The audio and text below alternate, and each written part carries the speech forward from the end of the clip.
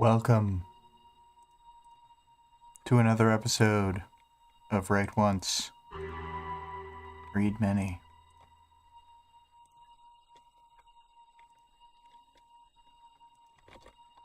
Another spooky installment of Arc 26, Sting.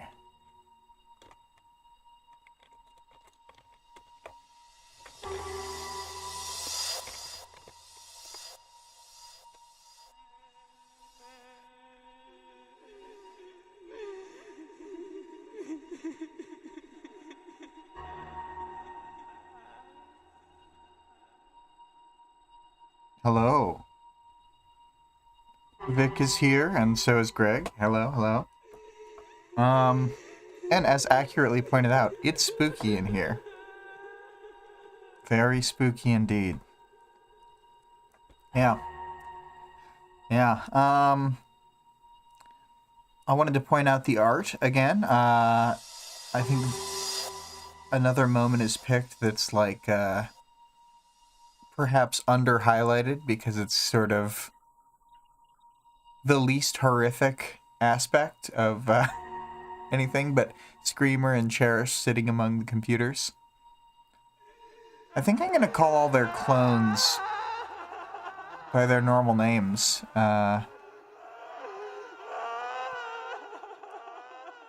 Vic says, yes, I'm trying not to draw the horrible things. This makes sense to me. I will say, overall, like, this chapter has minimal horrors compared to, say, the prior chapter or some of the upcoming ones with quite awful scenes to be had. Vic says, it was okay to draw Fridge Grew because he lived. I also think it's really pivotal to his character for that to happen. Whereas the moment-to-moment of what's happening in this arc, like, I think you capturing the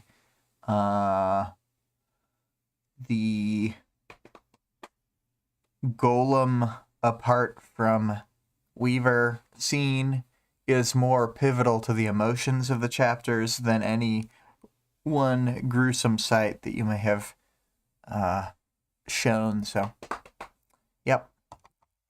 Anyway, as a reminder for the audience participation, it was Taylor directly compares herself to Defiant in this chapter. Are there any other characters that you think are even more similar to her than he is? All right.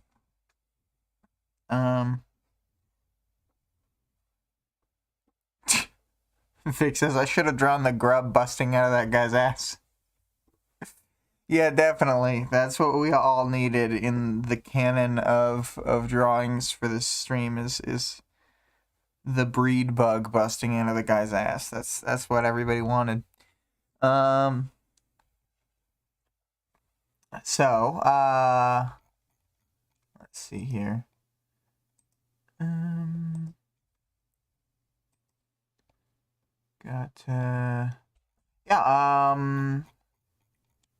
So themes, I didn't write any down specifically, but the theme of this arc is still fulfilled of, like, basically various horror movie monsters or villains fighting you. I think Screamer is a really good concept for, like, an evil, like, there could be a whole movie about one character with Screamer's power versus a bunch of normies or whatever. Like, I could easily see that happening. And you know, they just keep dialing up the monster button. I mean, Dr. Hyde is right. When I think of the scene, I kind of imagine, I know Crimson is red and whatever, but I kind of imagine from League of Extraordinary Gentlemen, the Dr. Hyde character who's leaping around London, who's, you know, basically just like an unstoppable brute who can punch his way through anything like Crimson. But anyway, Other themes, the weird gaminess of all parahuman interactions. The gamified nature of what they're doing keeps getting like brought up over and over again, and how they have to sort of cheat as much as they can without getting called out on it, basically. So it's a whole thing.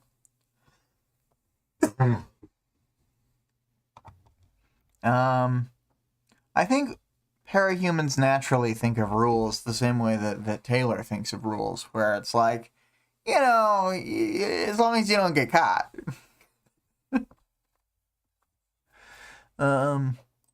Maybe not all of them, but many of them.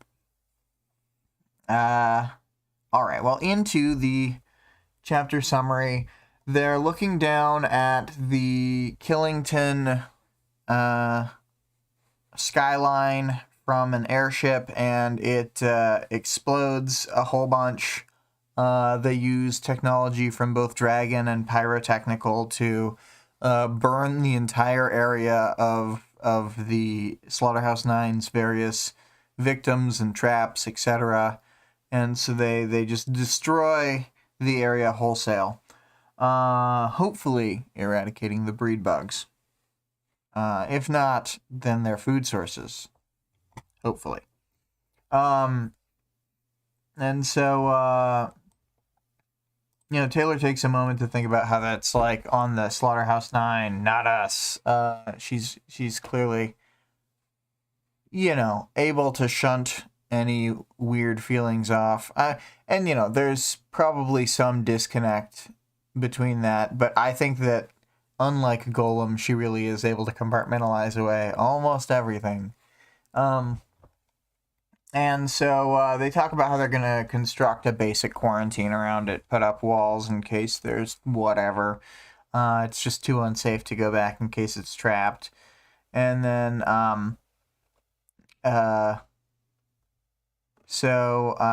she's looking at all kinds of information. She's got her bugs, like physically moving papers around. Says the entire porch was layered with pieces of paper organized into rows and columns. The edge of paper was weighed down by a mass of bugs, almost insufficient, So she's doing a bunch of reading with bugs moving the pages for her, because that's just how... she's always been very powers-oriented, but now she's just able to do almost any skill with a bug move, including reading. Reading no jutsu. And then she sort of gets her stuff together to leave, and then talks to Defiant, and they're sort of overlooking the exploded, flaming ruins of the town, and they're saying, they're getting ready to leave. She looks at his whole, gear setup, and we get an updated view of how he's an even crazier robot man than before. He's, a foot taller. He's, way more machine than man now, etc. And then she envies him and his ability to directly fight such threats as Endbringers, and feels like she'll only ever be just a coordinator. Sad. And then they talk through the mission a little bit, talking about contingencies for when they end up screwing up, etc.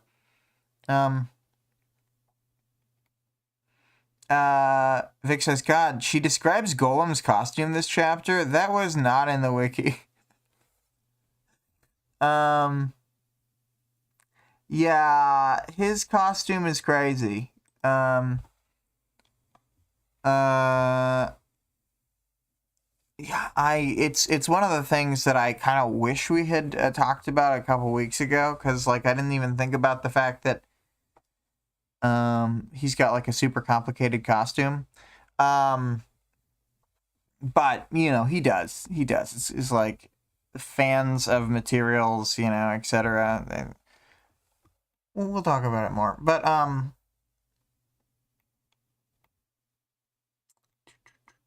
so yeah, uh, they're pretty curt, and she, like, thinks about how she likes that about their conversations, that because of their professional relationship, they can just, like, skip past all pleasantries, etc. And then, Defiant brings up Dinah and how they've been tracking the numbers for the past 2 years, and they're at the point where there's like a 93% chance the world will end.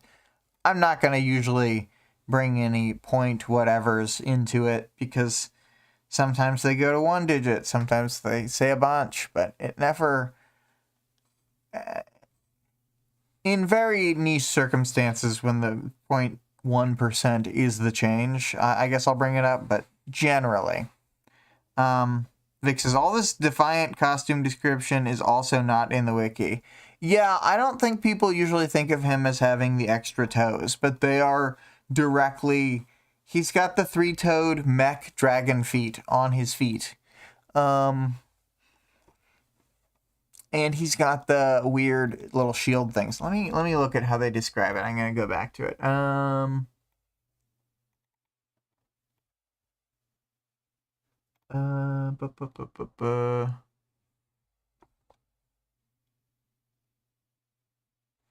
I also like that Taylor writes with bugs too. She's just like, I don't write with pens, only with bugs dipped in ink.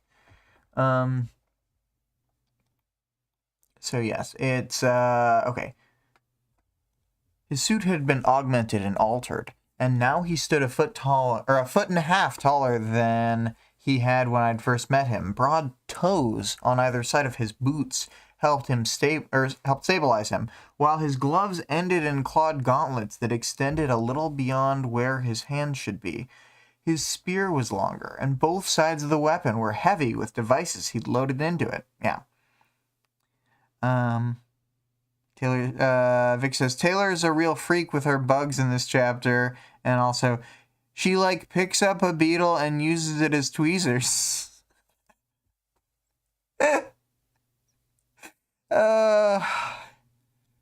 Yeah, Taylor is a real freak with stuff, but, this is the same girl who covers her face in bugs whenever she didn't have, like, a way to, like, cover her eyeline in the early days. She's just like, well, I guess I better put bugs entirely on my whole face, and well, maybe just in my mouth too, for good measure. I don't know. She never says that she does that, but she never says she doesn't. Anyway, no more giving Taylor shit hour for me accusing her of bug-based crimes she didn't even do. Let's see. So yeah, so they've got it up to 93% chance the world ends because of Jack at this point. And then they talk about, like, when they could have killed him, and how they both essentially, like, mea culpa to, like, well, I should have killed him before, even though neither of them really did a thing that makes them culpable for not killing him. It's just that theoretically there was in some way a chance that he would have died, and they feel like because there was some chance, it was their fault. You know, just Taylor and Colin being Taylor and Colin. And then they talk about, like, how they've used Dinah's power to game out situations on how to possibly kill Jack. Like, oh, if we nuke the part of the United States, da-da-da-da-da.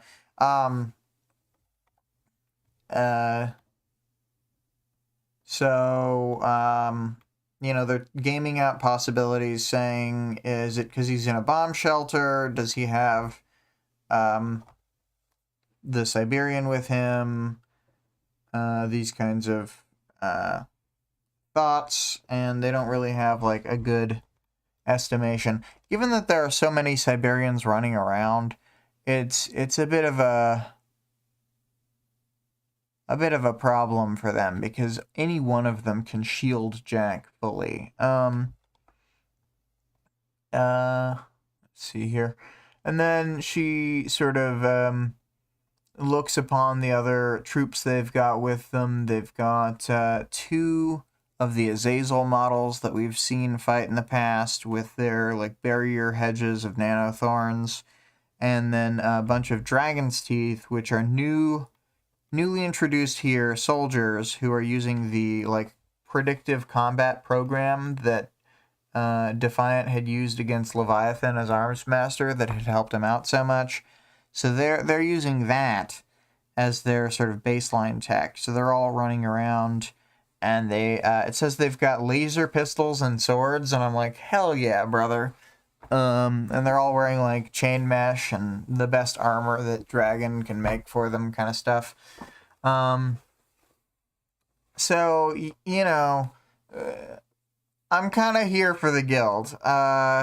Whenever, even like the government heroes, I'm usually like, oh, I don't know about this. But the guild is, I'm just for it. They're not like under the control of anybody except like Narwhal, Dragon, and Defiant. So, you know, whatever. It's not a good way to run a real world government, but when you're in a book and you know these 3 specific characters' motivations, it's fine.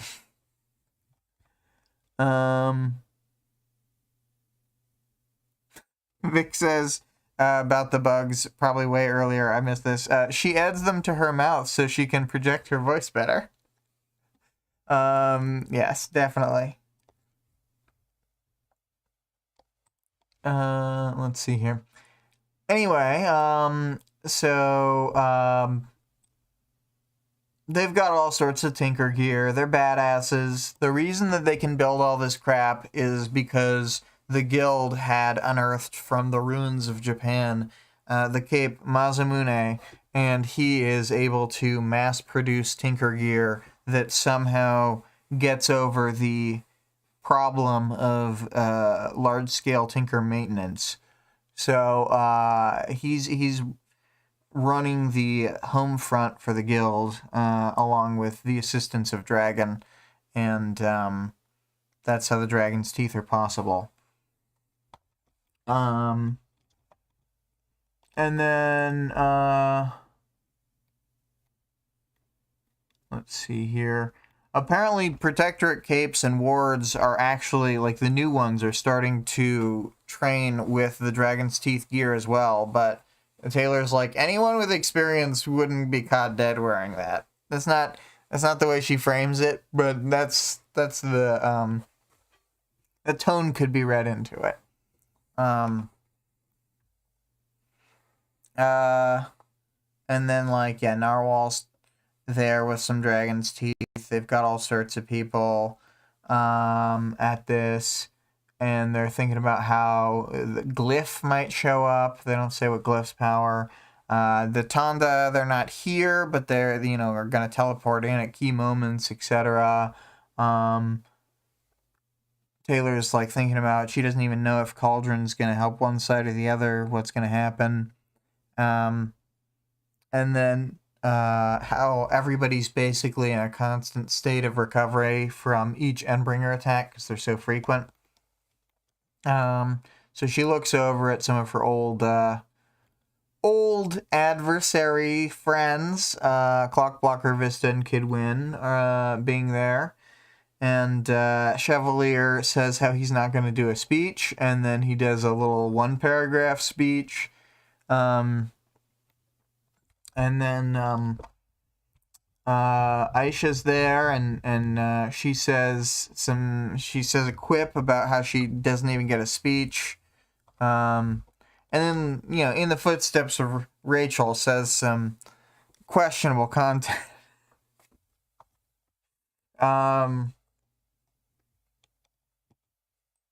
Let's see here. Oh, Taylor's contribution to Speech Zone is saying, no dying. And then a bunch of other people echo, no dying. It's like their mantra now. Ever since Regent died. Except it didn't work because Annex died too. So Taylor gets some people into the Dragonfly. It's like Golem, Wanton, herself. Maybe that's it? I'm trying to think. Is anyone else in their team in the exact next fight? I think that might be it. Is her, Wanton, and Golem flying. No. I was thinking of the next chapter too much. I was like, no one else shows up in the next bit of the fight. Let's see here. Yeah, the Chicago Wards and the Undersiders are both with them. They sit on opposite sides. And then Taylor's in like the driver's seat. And Taylor thinks through how she wants help from her passenger, and she still can't ever make any conscious communications with her passenger. It just never works. And she sort of she does sort of pray to the passenger. Maybe, just maybe, you could help me out today. Whatever it is you do, whatever motivates you, I can continue to play along. But I need a bit of backup here. And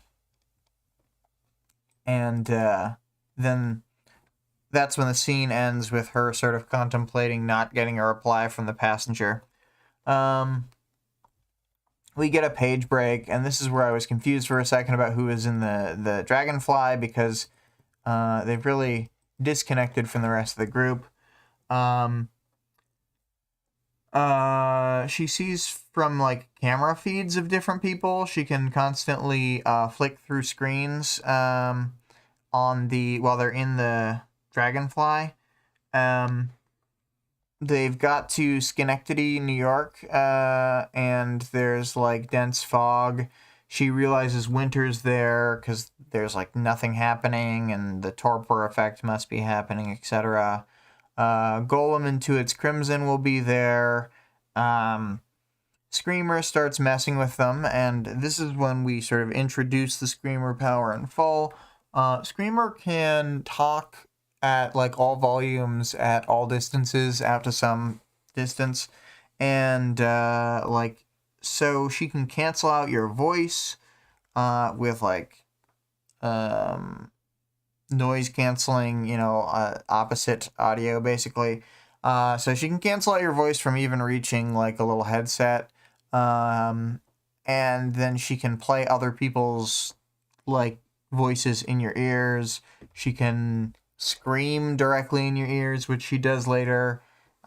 She's got the whole suite of sound talk powers. And so she's listening and talking to all of them, and talking in different people's voices, etc. She keeps asking if this is Theodore, of course, wanting to, not knowing necessarily if he's, I don't remember. So they're watching news feeds and stuff, but depending on what they've researched or seen, they might still just think of him as Theo and not of Golem. I don't know. Or maybe they think it's more mentally torturing to call him out by his civilian name. But regardless, they call him Theodore or Theo this whole time, much as Jack would.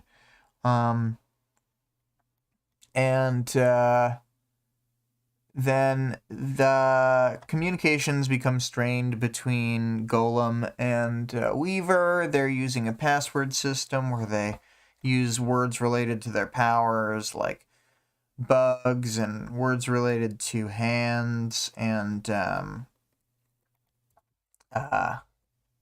etc. And they realize Cherish is there as well. Pretty soon they've been completely canceled out in their like speaking patterns. at first Taylor's like wondering how how Screamer has mastered her voice so quickly, and it becomes clear when when she gets a view of what Screamer's doing that much as we see here in the art, Screamer's watching old footage of Taylor to pre-train so that she'll know Taylor's voice, and she's only having to slightly modulate to get modern, like, year and a half later from the OJ and Coffee interview, 2 years later from the school scene kind of thing, and able to perfectly offset her voice. Any other key points? So they start running around. Apparently they've planted false information that Golem's power is Wanton's power in the internet, presumably using Dragon. And so Wanton is a big storm around Golem while Golem's running around. And then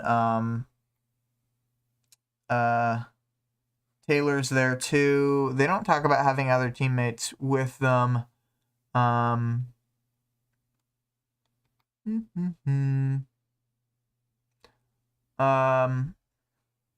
There's a basement with hostages, which is where this computer setup thing is. This is where Crimson comes out and starts running around.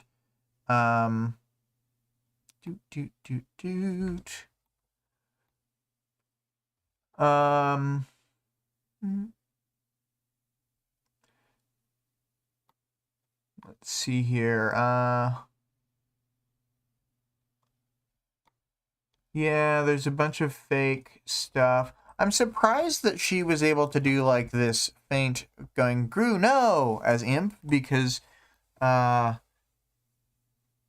would expect there wouldn't be that much recording of Imp in a total, given her power.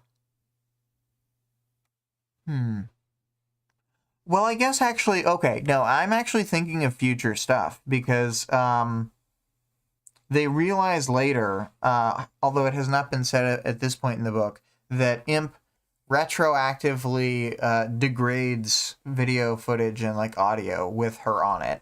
So they haven't mentioned this yet, but that's why this part surprised me a little bit. But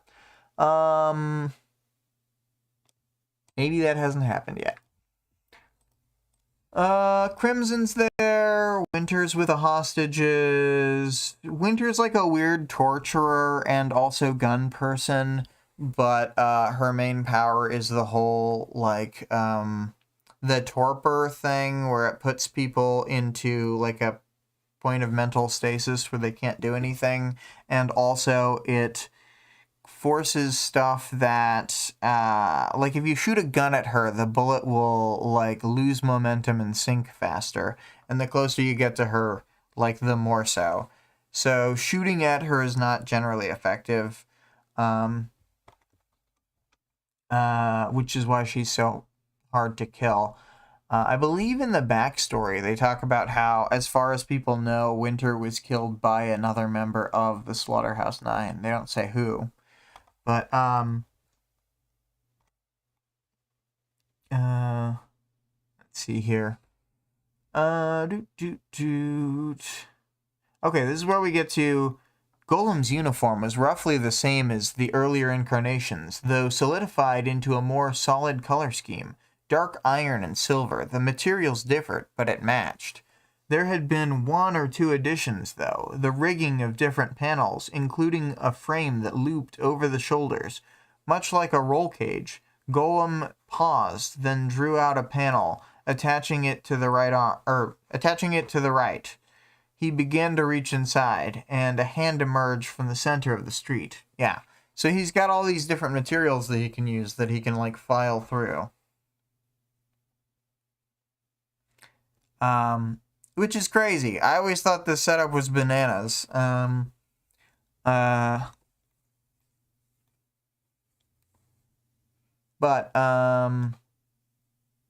Yeah, let's see here. Doot, doot, doot. They hear Tecton's voice telling them to leave, trying to scare them, saying, 6 Siberians headed your way, bro! That's Tecton's voice. But Crimson has clearly been drinking people's, blood, because he's all big and swole, you know, and he's fighting them, and he's getting battered by wanton flinging things. And they also like threw in a bunch of extra stuff. They throw in like all traps and razor wire basically into wanton, so he's like super dangerous. Vic says, I'm confused about the roll cage. I too am at least somewhat confused about what they mean. I mean, I kind of imagine there's like bars that go above his shoulders, and then he can like the things sort of move on ball bearings maybe, but the frame doesn't make sense. Is it huge? I think it's kind of huge. I think that Theo is both tall and swole now, and that the roll cage is big and huge.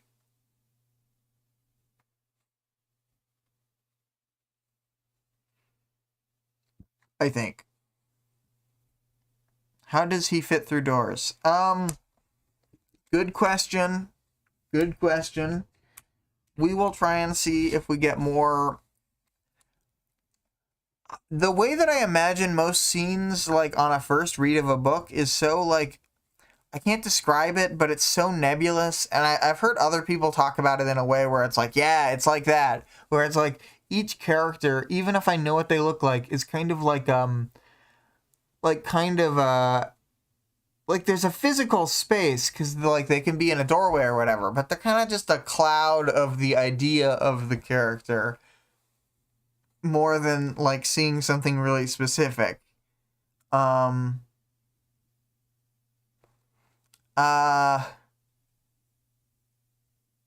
So I don't know. I think I read this and I'm like, yeah, he has all these materials, but then like I didn't think about how big it would be. Vic is saying, I imagine they were just bumpers that came up from his shoulders to protect his head, but like, how does that help with the materials? I think the materials like can slide along fluidly. Like they're super greased ball bearings, and they're able to move along these little channels and whatever, and then like you can get at one by moving the other two. You know how those curtains for like a back sliding glass door are, where you the angle does seem bad to me as well, Vic. The angle seems bad.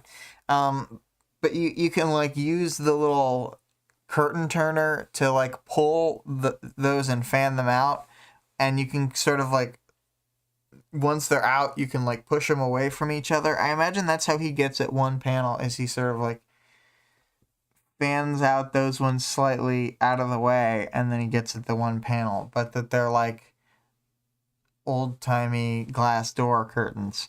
Vic says, maybe there is a frame piece in the front of his face. Like neck height. Maybe. I think that, I don't know. It's like my brain has such an easy time writing it off and just being like, no, it makes sense. It's fine. It's explained enough. But like when I think about it specifically, I can't quite imagine it. But that doesn't mean that it, like, I guess I wish somebody else would draw it so that I would know what the hell it's supposed to look like or something. But Vic says Theo will no longer get art. Roasted. What about in a few chapters when his costume is largely destroyed by spoilers, by continued fighting? throughout many chapters, and he's in a very dire situation. I think, then you wouldn't have to think about that. Or in various flashbacks where he's not wearing his costume, then Theo could just be some guy. We'll see, though. We'll see. There's a lot of interludes in this arc. I did want to point that out, because we're about to get to one is part of it, but also that, yet again, spoilers. Theo will have an interlude in this. So, yes, there is the interlude coming up, not next week, but the one after. And then there's 3 normal chapters, then 2 interludes by the same character, and then a 3rd interlude. It says ... The table of contents doesn't want me to tell you. They're totally willing to do Interlude A, Golem Part 1, and Interlude B, Golem Part 2. Like, that's fine for people to know. But they cannot tell you who Interlude ... is about. So I'm looking forward to whatever the hell art we get for those various chapters. I do think it would be really funny if you had, like... I'd rather this not happen, but it would still be funny to me if the Saint art was like the Justin art, where it just sucks because you hate him. No, but we gotta have a proper Saint art. Let's see here. Vic says, yes, Theo can be in art once his costume is destroyed. Yeah. Let's see here. Where was I? So, there's a lot of complex maneuvers happening. I'll talk about it a little more in the Powers, Knowledge, and World Building, but the fight is a really good fight, and I could probably go through the blow-by-blow for a while. I'm trying not to. I'm trying to get better at just skipping past some of the really long fights, since, they're frequent. And, the important bit is that we always get Taylor's tenacity. We see how committed that Golem is. They think about how, like, some of these techniques came from Campanile. They're drawing from all the sources they can. They've put in the work. They didn't just talk the talk. They are walking the walk. And they're not haphazard. These are like serious people, even though they're teenagers. And they do all sorts of crazy techniques. Buildings get dropped. Crimson can withstand a lot of battering, but eventually the building with Screamer gets crunched. And once the building is about to be crunched, Chuckles runs in, who hasn't been participating in the fight, but Chuckles is supposed to be the escape route for Cherish and Screamer.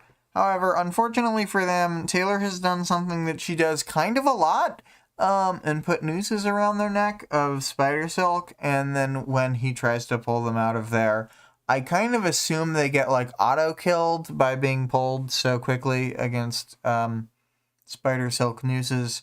But it's reported as though either they got stuck in the building and died, or he killed them with his speed. Let's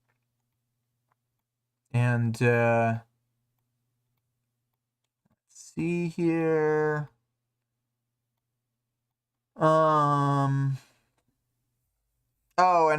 Winter's trying to fire a grenade launcher, but they're using a combination of spider silk nets and Golem punching hands out to throw the aim off. He's doing the most in this fight in a way that makes him look like a badass. We all love Golem.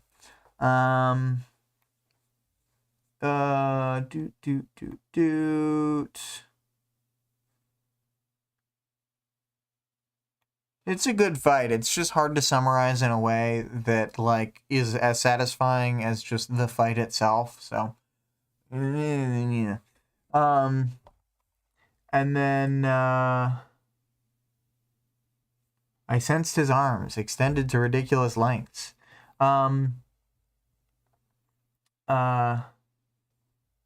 And yeah, so he leaves behind the two ladies when he realizes that they're entangled to the computers and gets out of there. When Screamer's dead, Taylor is able to hear Tattletale's comms again, and Tattletale tells her that Bitch and Foil tried to intercept Chuckles, but he escaped, even though Foil hit him.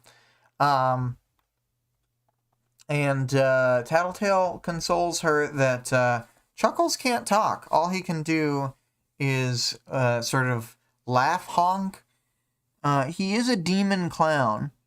Vic says, "Rip Screamer, so young that she never got a canon character design." Yeah, we're never even told what she looks like, I don't think. However, admittedly, they may describe it briefly in a future chapter among these with the clones.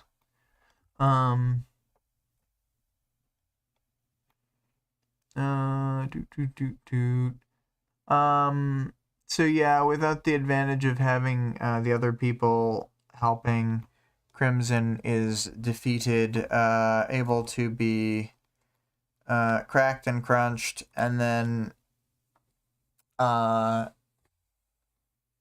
Golem makes like a hand pyramid, kind of. And Taylor's like, "I got the idea for that move from Kaiser, but I didn't want to tell Golem that. I just passed along his moves." And it's a bit of a weird feeling moment, and then it's like, this is fine, kind of.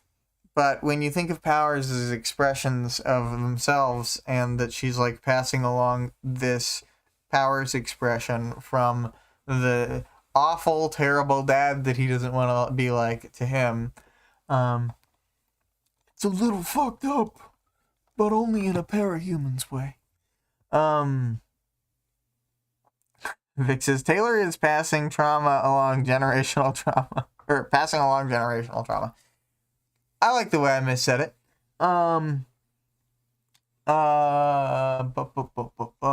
So yeah, then once they've got Crimson stuck under this pyramid, Taylor's like, send along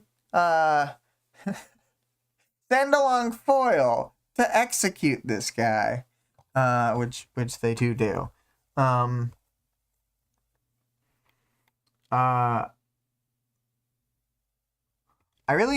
I like to track Foil's journey, especially because of stuff that happens later on with her, and like the way that Golem views all the various heroes in his chapter. I feel like Foil is sort of in this weird position where, because her power is so good, she's expected to do things like execute Crimson, which like doesn't seem that bad until you think she keeps having to do this stuff over and over and over again.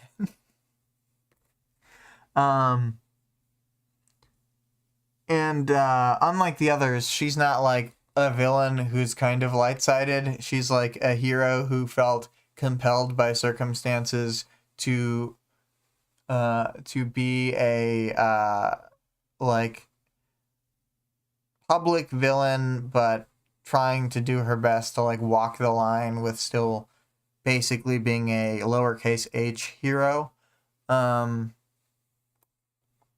But yeah, anyway. So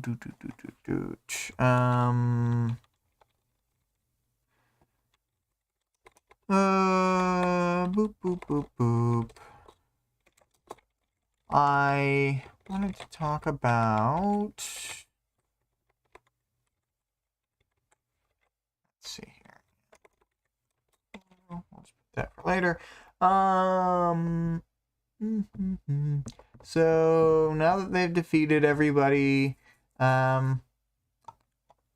like Winter's not defeated yet, but you know they've defeated her. They got her in a net, and she's not dead yet, but they're killing these people as they go.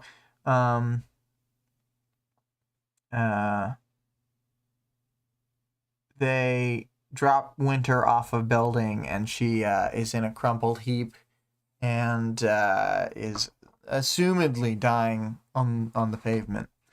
And then Taylor's thinking about how this is a warm-up. She's trying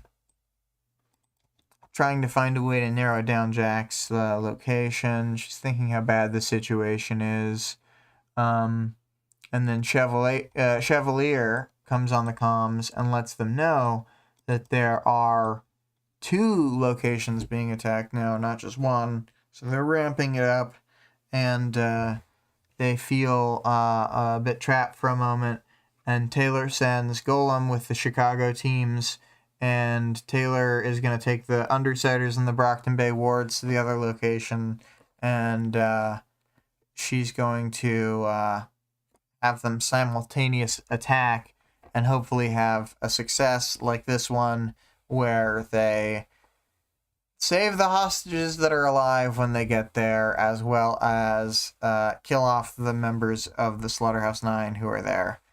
You know, aside from the Chuckles getting away thing, this was a fairly big success for them. They didn't even get injured. Just a little tired out.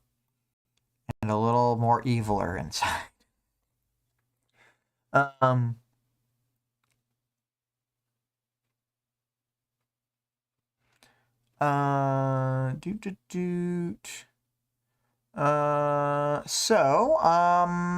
For final chapter thoughts, I was gonna say I don't think I should leave it unsaid how hyped up I was at this point first reading it. When they're like lines like, we've got all the big guns lined up. The moment things fall apart and Jack decides the rules of his game, Dragon is going to try and jam communications, and each of us moves in for a quick, decisive victory over the members of the 9 on site. I mean, we get to see so many cool people doing so many cool things against so many cool bad guys. Let's be real. There is definitely a part of me that likes to just see all the crazy fights. I love all the stuff they come up with. It's so inventive. The hands popping out of hands, all the things.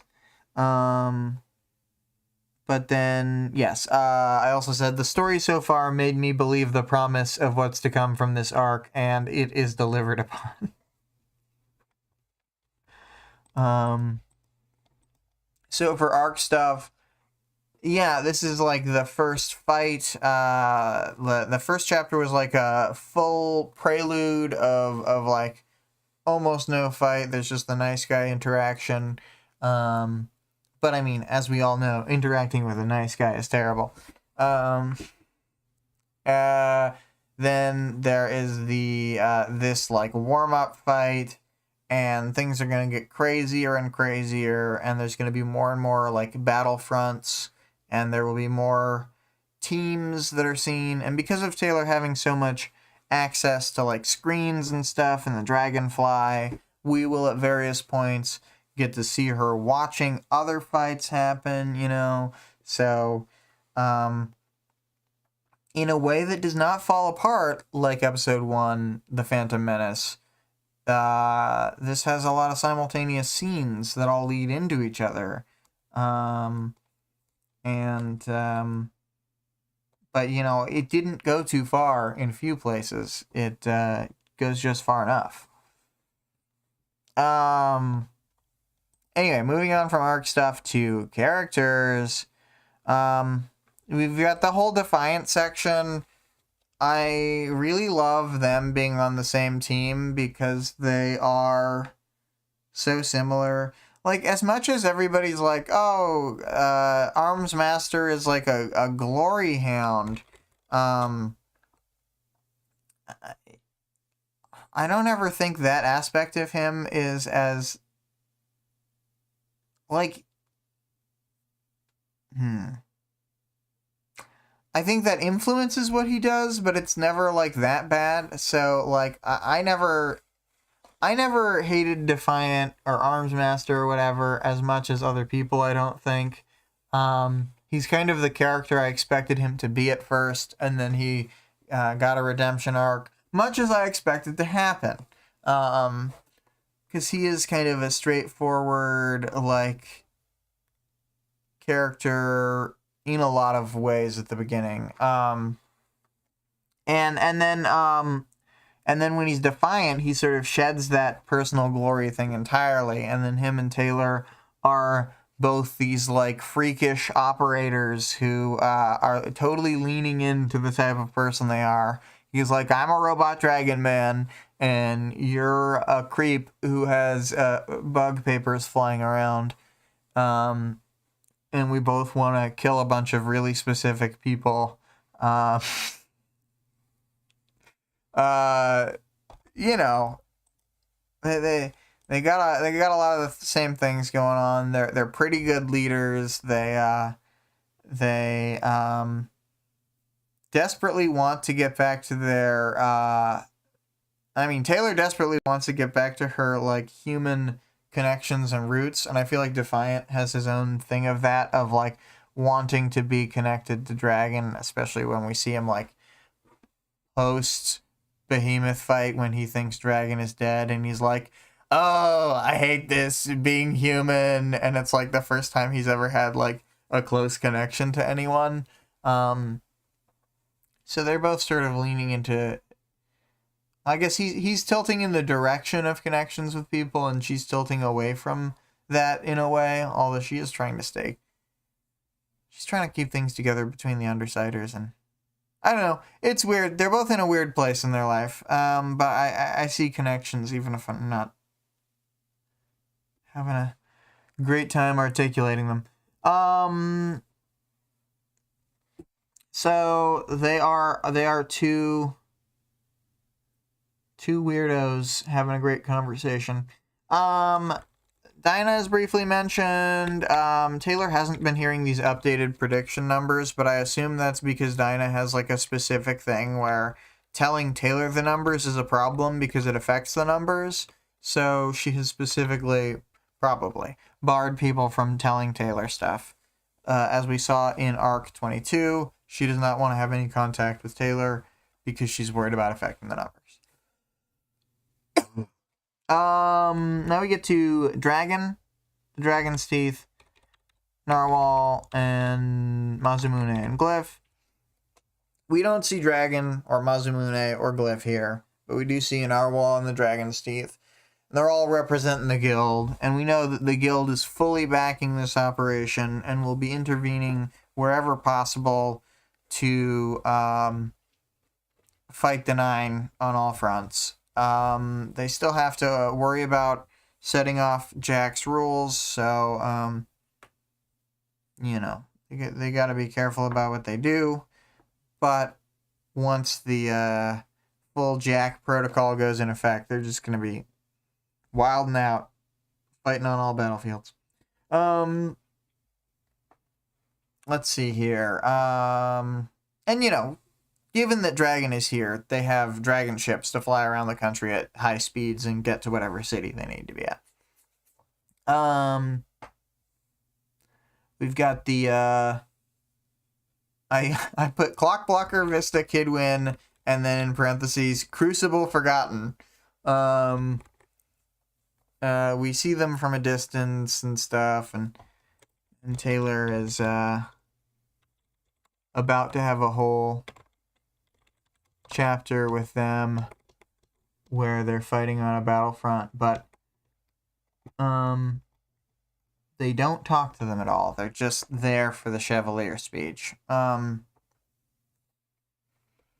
I like the description of Kidwin, how he is, let's see, or Hedgehog. Yeah, it's, Kidwin was hardly a kid anymore. I hesitated to call him a teenager even. His rig looked like it packed more artillery than any of Dragon's craft. No neck, no arms.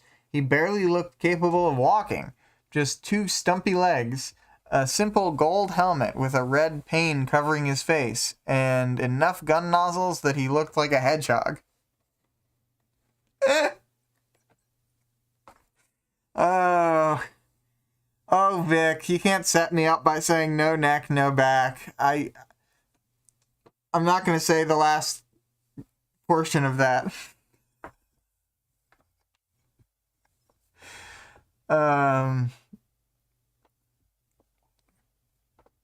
Kidwin doesn't even have arms. Yeah, he's just like sitting in this death ball that can walk. Oh, Kidwin. Anyway, so then I wrote, yeah, Chevalier. We get a classic Chevalier speech where he claims he's not going to give any speech, and he gives a tiny speech, and he does that literally every time. He's like, you know me, I don't do speeches. That's the main thing that I don't do, is speeches. Famously, I do not do speeches. Vic says, I guess I'm glad he's happy. Yeah.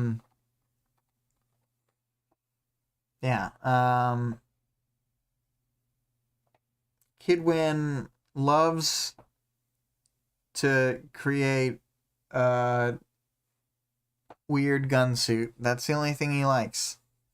And so he's having a ball. Everything goes bad for everybody else. That just means he gets to test all his weapon systems. You know, it makes me think of like bosses that you fight multiple times in video games. How like sometimes they go from like normal to kind of like what to like really what the fuck kind of things over time. The main ones I can think of like that are Seymour from Final Fantasy X. You just keep fighting Seymour over and over again, and by the end you're like, what am I looking at here? And then there's Facade from Mother 3, where at the start he's like kind of a guy, he's some guy, and at the end there's like a bunch of trumpets running out of the nose, and then a jetpack, and then he can't talk. It's all just like trumpet noises and attacks. And like what? Apparently the best life support system is a robot suit made of trumpets. But yes, Clock Blocker, real weirdo. No, Kidwin I meant. Both of them. For different reasons. I meant Kidwin for his weird suit. Clock Blocker I meant for his sad, forgotten love of Taylor. No. We talked about Chevalier speeches. Aisha, she's doing some jokes. She's around, but doesn't get a lot to do. Chicago Awards, they get mentioned. Not a lot to do. Tecton and Aisha are both invoked by Screamer. If Screamer wasn't, like, killed here, if it weren't, like, a horror movie compilation, if it weren't, like, a clones situation with tons of people, Screamer could have been, like, a great antagonist in the actual Slaughterhouse 9 section of the story, like, arcs 11 through 14 kind of time period.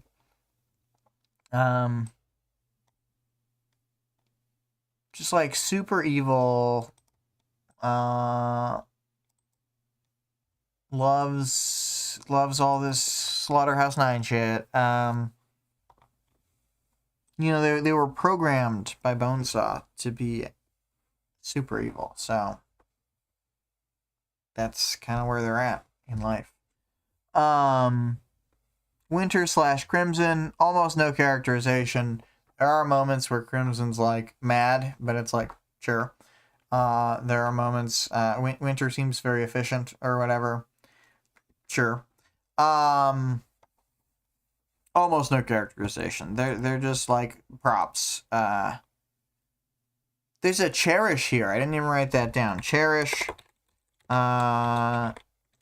signals to Chuckles. Also no characterization from Chuckles. We just know that he can't talk. Foil, I only wrote down foil to be like, yeah, they keep using foil as like this killing tool. It's like, it's like not necessarily what she signed up for in life.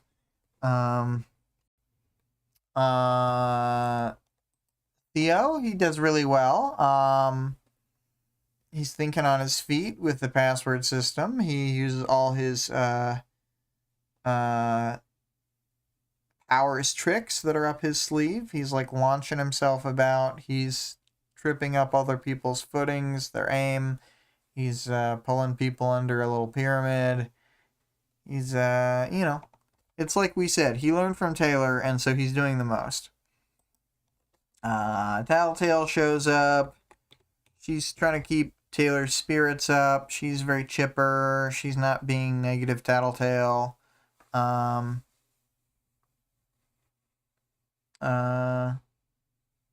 Yeah, she's very supportive in the 5 seconds she's on screen. Taylor, very grim and reserved. Thinking everything through a lot. Well prepared. I think generally this section reflects well on Taylor, although it is very duplicitous to a certain degree that she's like, I taught him the secret Kaiser technique, but I didn't tell him it was from Kaiser.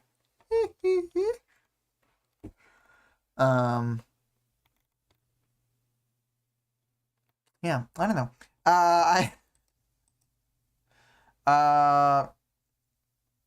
I think it's good that we see Taylor watch Theo fighting, and she's never disappointed in him. She like talks through what he does in her head, and we see that she's basically like, all according to plan. He's a badass. So that's good. That's good. It's important that she believes in him and that she believes it's possible for them to win.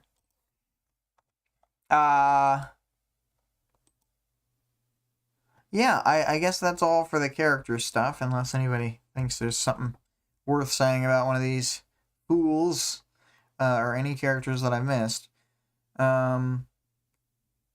So for powers, knowledge, and world building, I really like them using Wanton as a fake power.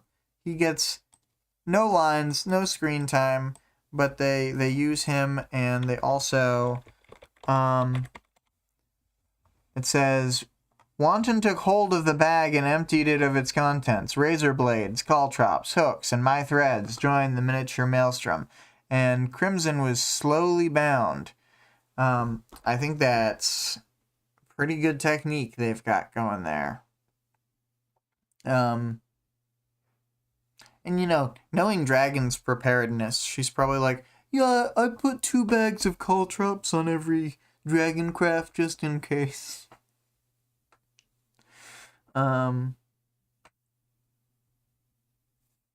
It's the kind of thing she'd do.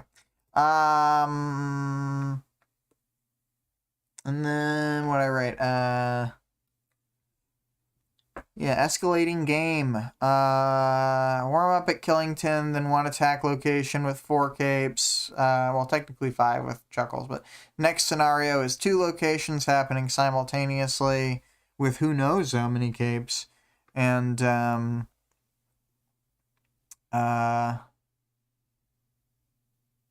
yeah, it'll just sort of further expand from there. You got to imagine Jack, he's a real piece of shit. So he's got a lot of stuff prepared. Anyway, Audience... no, maybe I should talk about the fighting a little more.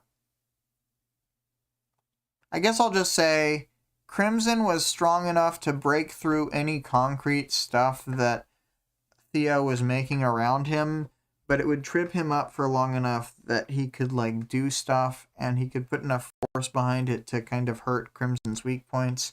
So it was a really good matchup where he was fighting a brute that he couldn't overpower with his power, but that he had to creatively use all this stuff to escape and evade and then pin down and trip up and then all this stuff.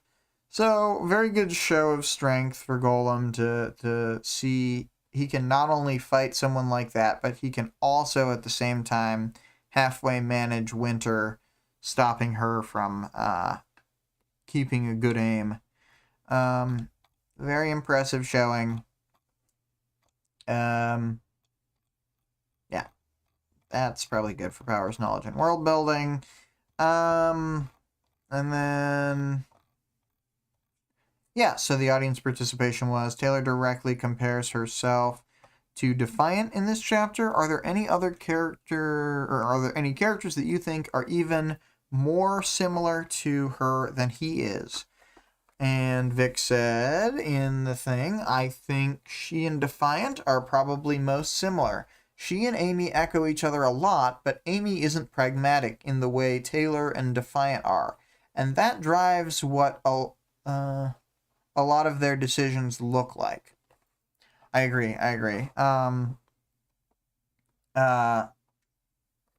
They're both so, like, goal-oriented.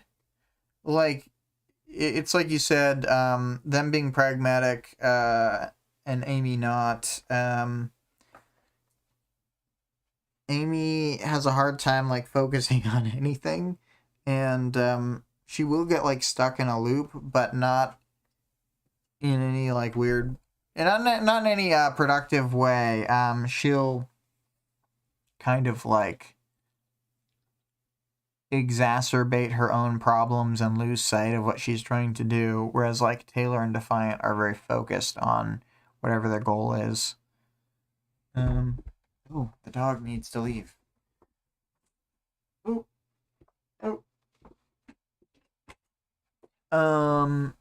So, yeah. I thought that Alexandria is a good foil for Taylor. Very similar people at different points in their journey, and with very different, like, starting scenario, because there's, like, you're a hero right off the bat on Alexandria and good PR versus Taylor, who's, like, a villain right off the bat and bad PR.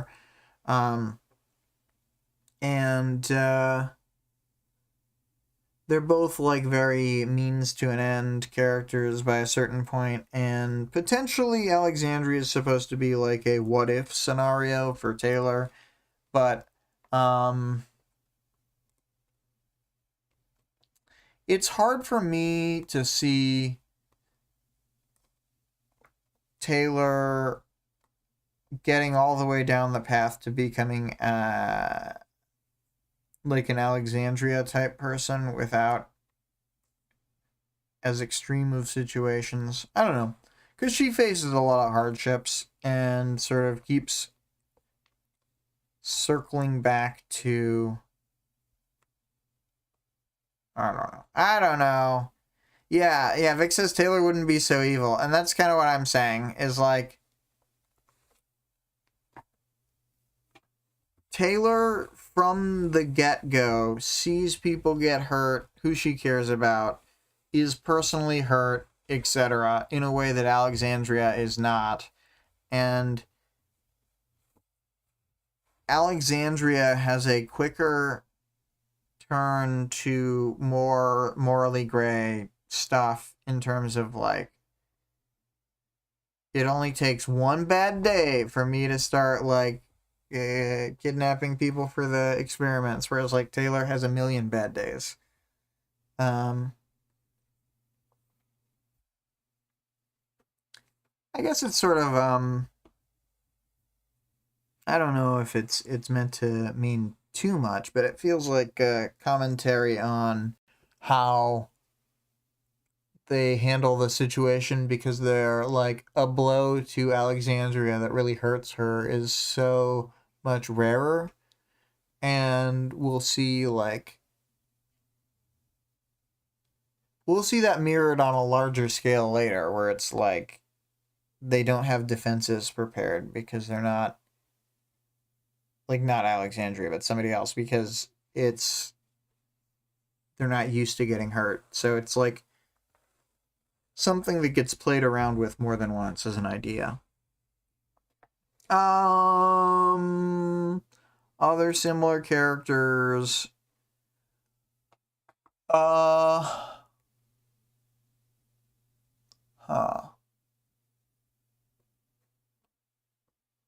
No, I mean, I think Alexandria and Defiant are the two closest characters to Taylor for me. I can't think of any others that are in that ballpark. Cool. Well, I don't have much more to say. Let's throw in the audience participation question for 26.3. This chapter has a subtle nod to the fact Brian's body is tougher than normal because of when he healed himself with Crawler's power in Arc 13. Can you think of any unstated truths like this in other media? So yeah, I'm just looking for sort of... This isn't the best way to word it, but I was having a real trouble coming up with a better way to word it. But like subtle stuff in media where they never quite say X is why Z happened, but it's clear if you think about it that it is that way. Anyway, I'm gonna enter that question as is because I can't think of a way to reword it. Let's listen to those horrific sounds again. The dark ambient soundscape. So,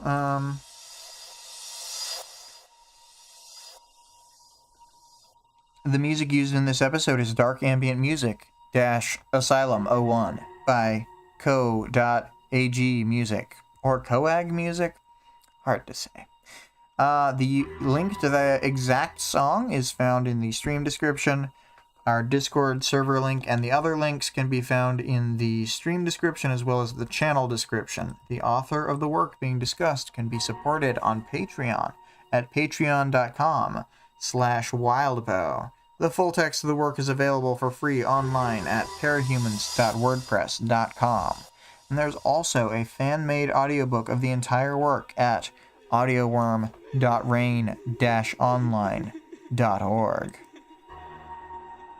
Yes.